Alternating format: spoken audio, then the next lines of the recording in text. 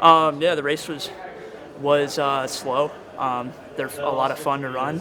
Obviously, for one, because they're not that painful, but two, it's just exciting. Getting that last lap, feeling like you got more than the guy next to you. But today I just didn't have that. I thought I did I was gonna have it the last 200 meters, but just made some errors. Maybe didn't have the foot speed I needed, but overall, I'm super glad I came out here. I mean, that was an amazing environment.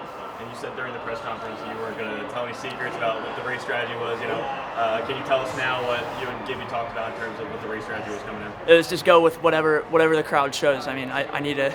I don't think I'm in the position yet to really make decisions for the race like I was able to in college.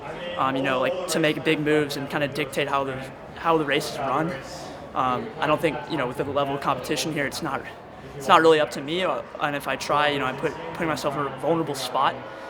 So yeah, I could have maybe put myself in a place to be able to have the race to my strengths, but it would have probably been risky for securing the win. So really the idea was just to kind of sit with the crowd and see like what I can do. And that's just what I try to do. Late scratch from Grant, did that change anything in the race strategy? Yeah, maybe when I found that out on the card over here, I was like, damn, like this is gonna be probably a slow race. But like I said, like the backwards things with slow races is for me, like they probably don't work in my favor, but on the other hand, they're a lot of fun. Like I enjoy those races. I want to get better at those races. Those are usually how championship races are run. So I have to be better in those latter stages of those types of races. You said you found out on the car ride over here? Is that what you said? Yeah. Okay. How long ago was that? Like, roughly?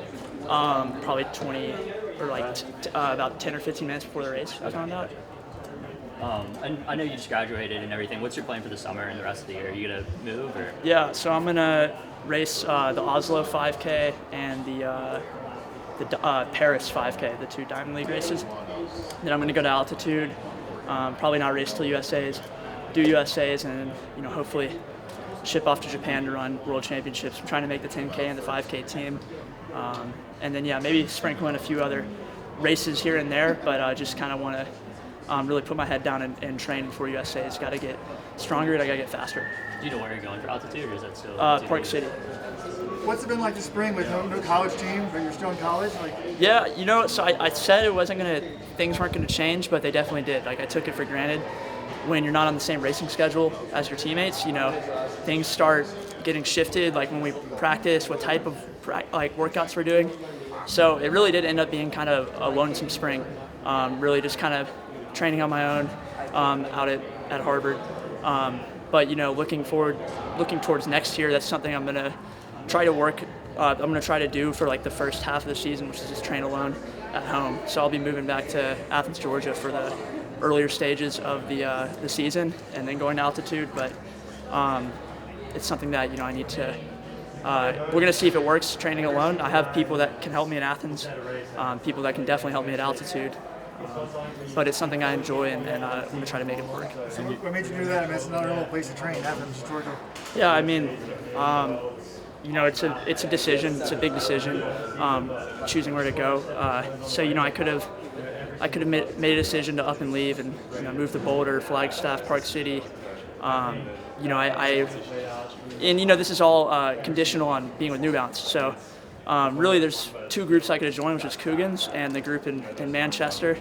I think I like Gibby's training a lot. I want to stick with that. Coogan's group, I would have, it would just been a few of us training anyways with the men. And the Manchester group, that'd be really uprooting my life, moving out to England and doing all that stuff with them. So I thought it'd make sense to kind of just go somewhere I'm used to, which is either Boston or Athens, and I got to get out of Boston. It just doesn't work for me in the winters. Also the other thing is like I had to sit down and think about what I want my legacy to be, and I think I want to be the guy that went home, trained in his hometown, and became one of the best in the world. So I'm going to try to do that, and I think Athens has everything I need there for me to become one of the best runners in the world. and I'm really looking forward to giving it a try. But my lease is only 1 year, so if things aren't working out, like I'm always open to moving to different places. What kind of training partners do you get? You said you have some guys, but how fast? Yeah, I mean I'll tell you they're not as fast as me, obviously, because I'm trying to be one of the fastest in the world, and once you get to this level, it's hard to find training partners to do the stuff that you're asking for them, which is what my coach is asking of me, which is a lot.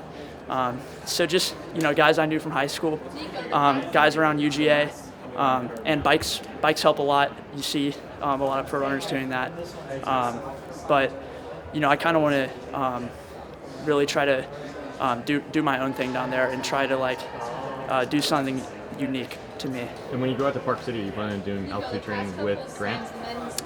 It really just depends, like who wants to work with you. I mean, it's kind of a weird situation where you're fighting for the same spots. We're competitors. Of course, a lot of competitors train with each other, so it would really be up to Grant. I'm not really in a position to ask him to be my training partner. I'm still a step below him. But yeah, I'm always looking to collaborate, tweak workouts here and there to hop in with people and really work on the stuff that I'm not as good at with the people that are better than me at those things. How do you think your fitness compares to last year? It's hard to say. I think my fitness is in a way better spot. I think I'm in a really good spot fitness-wise.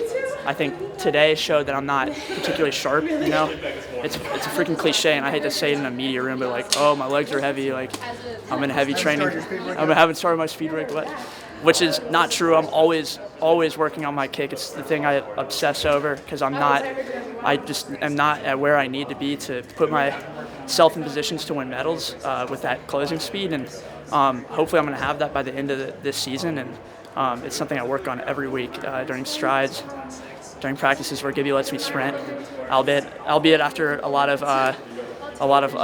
threshold work. But yeah, I mean, I think with going to these Diamond League races in the next couple weeks, I'm hoping to be up there, and I'm excited to get in kind of a tough race that hurts from the beginning, and to really test my fitness there. You'll make to add this. You're gonna do that starting like after the season, or like move there